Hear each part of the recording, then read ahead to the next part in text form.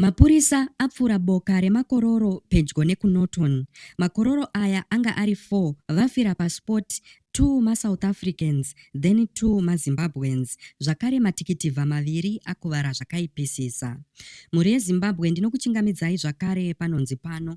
Ndapota musakanganiwewo kufollowa, kusubscribe nekulaikawo vhidhiyo rino, zvakare nekurisheya. Izvi zvinobatsira kuti risvike kure kune hama neshamwari dzenyu dzisati dzariona.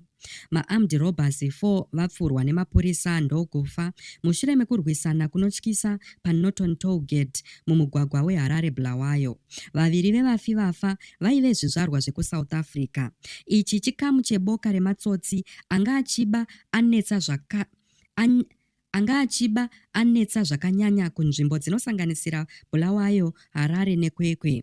Mapurisa anga ave nemwedzi yakawanda achivatevera achivaronda, so matsotsi aya ndo atanga kuridzira mapurisa pfuti, then mapurisa ndokuvapfura. Mumotokari yanga ichishandiswa nema-armed robbers aya yeToyota Axio vawana mapisto maviri e9mm anga angosara nemabara mashoma neshangu nebhachi, izvo zvanga zvichienderana nezvabuda paCCTV footage kubva munguva pfupi yapfuura. Izvi zvinosuruvarisa. Matikitivha maviri ekuCID homicide unit akuvara zvakaipisisa uye vari muchipatara. Ngativashuvirei kupora nekukasira.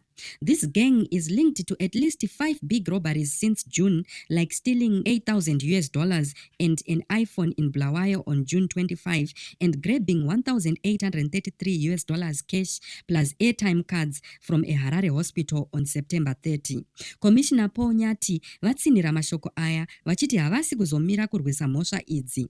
Vayambira kuti masyndicates ose ayo angave emunyika muno kana kuti ekunze vachabatwa nemutemo.